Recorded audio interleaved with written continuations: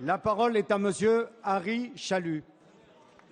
Merci, Monsieur le Président. Ma question s'adresse à Madame la ministre déléguée aux personnes handicapées et à l'exclusion. Madame la ministre, les personnes en situation de handicap rencontrent de grandes difficultés pour trouver un emploi ou se maintenir dans l'emploi, et ce, à double titre. Première difficulté, l'accessibilité de la chaîne du déplacement qui comprend le bâti, la voirie, les espaces publics, le transport. Trop souvent encore, un ou plusieurs éléments de cette chaîne restent inaccessibles à ces personnes. Ceci venant s'ajouter aux difficultés d'accès des lieux de travail.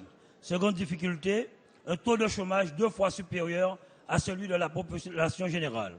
En cause, les difficultés qu'elles rencontrent pour rester en activité, faute d'une adaptation appropriée des rythmes du travail et l'accès encore une fois limité à la formation professionnelle. Elles accèdent en effet 4 fois moins à ces formations que l'ensemble des travailleurs. La loi du 24 novembre 2009 relative à l'orientation et à la formation professionnelle, tout au long de la vie, ne leur prévoit pas d'accompagnement. Du coup, certaines offres d'emploi ne trouvent pas preneur faute de candidats suffisamment qualifiés. Ces difficultés sont persistantes. En dépit de la loi du 11 février 2005 pour l'égalité des droits et des chances, la participation à la citoyenneté des personnes en situation de handicap, car l'objectif clairement affiché par la loi est d'atteindre dans les entreprises de plus de 20 salariés un taux de 6%, tant dans le privé que dans le public. Certes, il y a un effort dans le secteur privé et la fonction publique, mais nous restons encore en deçà des 6%. Suivant cette même belle idée de lutte contre l'exclusion, la loi prévoit l'accessibilité totale au 1er janvier 2015 pour les établissements recevant du public, un mois plus tard les transports. Or, la France ne sera pas au rendez-vous en 2015 dans le contexte de difficultés budgétaires.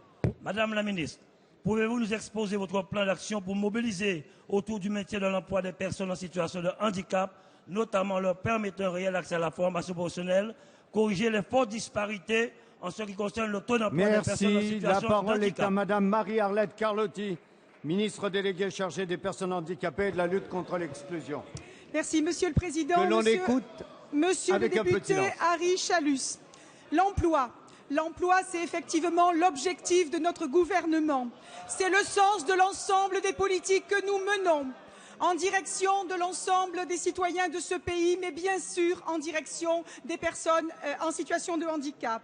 Par ailleurs, je rappelle que le président de la République s'est engagé au respect des 6% de travailleurs handicapés dans les entreprises privées, mais aussi dans le secteur public, car nous devons donner l'exemple, faute de quoi nous augmenterions les sanctions.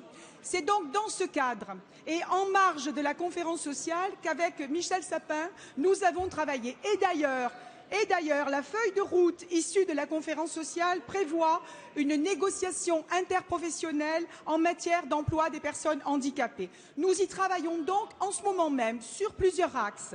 Le premier, ça sera le renforcement de la formation professionnelle avec l'accessibilité et physique et pédagogique des lieux de formation. Le deuxième, c'est le maintien dans l'emploi. Et à ce niveau-là, nous favoriserons la négociation entre partenaires sociaux parce que c'est la meilleure façon d'aboutir. Et la troisième direction, c'est l'accès à l'emploi.